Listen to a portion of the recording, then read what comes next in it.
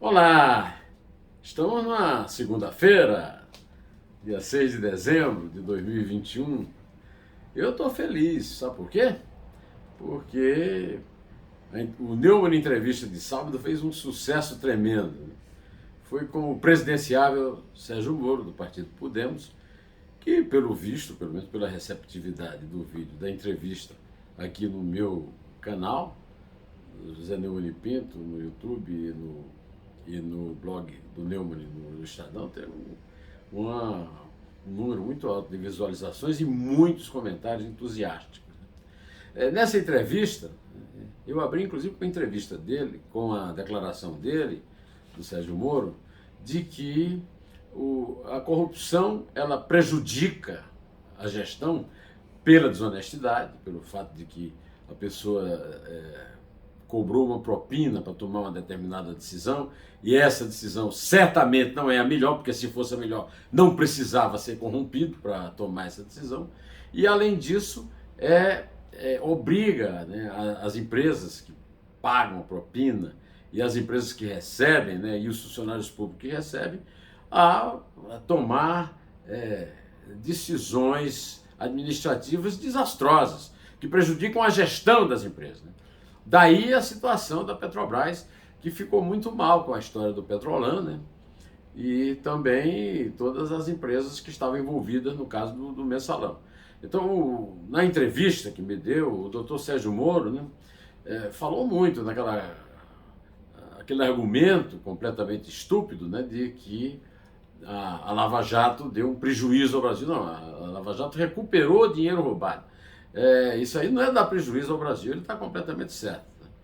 Ele também insistiu naquilo que eu já venho falando e está seguindo uma orientação que foi dada num artigo do professor Modesto Carvalhosa, de que não pode ficar concentrado só na corrupção. E depois dessa entrevista, né, ele voltou a falar nas medidas de programa de governo que o pessoal do Podemos está montando para dar consistência à candidatura dele e também para evitar que se perca no bate-boca e no lero-lero, né? Eu insisto que quem não viu a entrevista, veja até o fim, porque é uma entrevista em que ele se sai muito bem. Eu também venho aqui tratar com você de um episódio lamentável, né? É que Israel vendeu um sistema de espionagem chamado Pegasus a vários clientes internacionais. Depois que vendeu isso, houve um escândalo, um assassinato de um jornalista chamado Khashoggi, um jornalista saudita, inimigo da família real saudita. Esse jornalista foi assassinado e depois esquartejado na embaixada saudita em Istambul.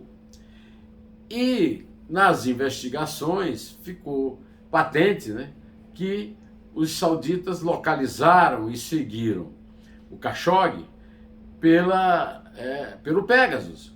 Isso levou Israel a desautorizar qualquer cliente que tenha comprado, a empresa particular, mas o governo de Israel exigiu da empresa que desconectasse os países que não obedeceram a regra fundamental da venda do espião, que era o seguinte: ser usado apenas contra terrorismo internacional e tráfico de drogas.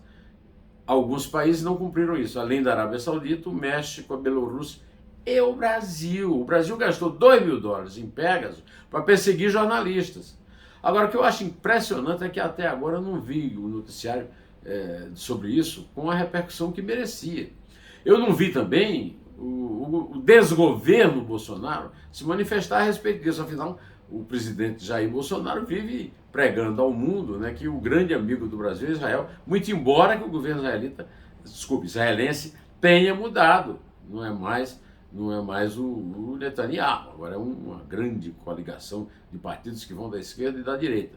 Acho que o Bolsonaro não gosta de tanto prestígio com eles, mas o Itamaraty tinha que ter soltado uma nota sobre isso. E os jornais e as revistas tinham que ter dado maior repercussão, né? Outro escândalo, assim, que eu acabo de ver ali no meu computador, aqui ao lado, né, é que o relator do orçamento, o Hugo Leal, manteve para o orçamento seguinte o mesmo sigilo que foi dado às emendas de relator e que foi condenado pelo Supremo Tribunal Federal. O Supremo Tribunal Federal obrigou que o Senado, que o Congresso, o Senado e a Câmara fornecessem todas as informações a respeito das emendas de relator secretas, do orçamento secreto, do bolsolão, do tratoraço, e foi recebido com pedras na mão. Agora, pior do que isso é que agora o relator está avisando que vai continuar com o sigilo. Quer dizer, eles agora ligaram geral o "e daí, STF?". Quer dizer, o STF está sendo desmoralizado e precisa reagir. Porque aí é o seguinte, é tudo em torno da PEC dos precatórios, ou seja, da velhacaria, do calote, em que o governo federal dá calote em governos estaduais, municipais e em cidadãos cujas dívidas ele é obrigado a pagar aquelas pessoas por decisões judiciais em última instância. Não tem mais como recorrer. E aí vem aquela emenda que empurra lá para as calendas o pagamento. E ainda tem um monte de idiota aqui me escrevendo dizendo o seguinte: mas foram dívidas feitas por governos anteriores. É claro que foram dívidas feitas pelos governos anteriores. Com a lentidão da justiça brasileira, pode ter sido até feitos no império, não interessa. O Estado brasileiro tem que honrar a dívida. E quem não honra a dívida é que é o velhaco. Porque quem fez a dívida não interessa. Quem fez a dívida foi o Estado brasileiro, foi o nosso tesouro. E é o governo, agora, é que tem que pagar. Bom, ainda dentro dessa história da velhacaria, a Câmara dos Deputados, presidida pelo senhor Arthur Lira, está tentando aplicar uma velhacaria no Senado. Fez um acordo com o Senado, os senadores mudaram aquela palhaçada que é essa PEC. Aí agora está aí o Arthur Lira querendo votar fatiado o que foi acertado com o Senado promulgar e a Câmara discutir, voltar tudo que era antes da safadeza e da velhacaria. Mas não é mesmo uma coisa absurda? O Brasil é o país do absurdo. Por falar em absurdo, meus amigos, eu quero me pôr aqui à sua disposição para comentar as línguas que a dona Michele Bolsonaro falou ao se manifestar tão entusiasticamente na vitória do André Mendonça para indicação para o Supremo. Eu não sei que línguas ela falou. O que eu sei é o seguinte: pelo que eu aprendi no seminário, depois lendo filosofia, lendo a Bíblia, lendo o Evangelho, é o seguinte: o dom das línguas do Pentecostes, que aparecem aquelas línguas de fogo e que os apóstolos passam a falar várias línguas, falam línguas de verdade, que as pessoas entendem, é para poder pregar o Evangelho. Para pregar o Evangelho, a pessoa tem que pregar o Evangelho na língua, no país em que ela vai. Eram os missionários, os apóstolos eram missionários, iam para vários países que falavam várias línguas. Falar uma língua que já morreu ou que não existe, é o seguinte: eu acho que a Michele Bolsonaro faria um grande bem a ela mesma e à família se ela aprendesse português. Já era uma boa, se ela falasse um português mais ou menos correto. Agora, falar língua que ninguém entende, o Evangelho não explica não. Por falar em Evangelho, também eu quero lembrar que o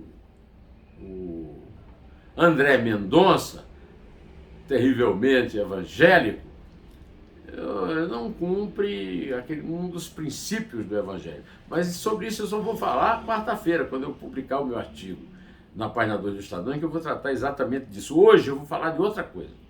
Eu já conversei com você na sexta-feira e volto a falar sobre isso, que o New York Times publicou uma excelente reportagem, muito bonita, com fotos e vídeos muito bonitos da região do Seridó, lá entre a Paraíba e o Rio Grande do Norte. Desertificação do semiárido. É que hoje, ou seja, hoje é segunda-feira, dia 6 de dezembro, Flávio Ferreira, do UOL, publicou um excelente levantamento sobre a desmoralização do programa de cisternas, que tem sido um grande sucesso no interior no sertão, no semiárido, que o Bolsonaro desativou. Bolsonaro, não se esqueça, desativou o Bolsa Família. Bolsonaro agora está desativando, sem avisar ninguém, as cisternas. E as cisternas fazem parte de um programa que foi, inclusive, premiado pela ONU. Eu que sempre critiquei assistencialismo, sempre defendi a cisterna, porque eu sou originário do sertão da Paraíba e testemunha de que as cisternas são essenciais para que os camponeses, para que os sertanejos consigam viver o mínimo de dignidade. Eu estou escrevendo um artigo que eu vou publicar daqui a pouco, exatamente dizendo, a partir da profecia do Antônio Conselheiro, figura que foi registrada na literatura brasileira, no grande clássico, Os Sertões, de Euclides da Cunha, e que o Antônio Conselheiro dizia, numa das pregações dele, o sertão vai virar mar e o mar vai virar sertão. Que o Sérgio Ricardo compôs uma linda canção que entrou na trilha sonora Deus e o Diabo na Terra do Sol, o filme genial do Glauber Rocha, e que agora perdeu completamente o sentido da profecia do Antônio Vicente Maciel, né? Mendes Maciel. É o seguinte, o sertão vai virar deserto. Essa reportagem do New York Times vinha a propósito, e o levantamento feito pelo Flávio Ferreira no UOL, eu aconselho inclusive a procura e que você leia, né? E veja a entrevista do Moro, que você não vai se arrepender, tá? Bom, eu vou ficando por aqui, direto ao assunto, em pé, e só a verdade vai salvar as nossas vidas.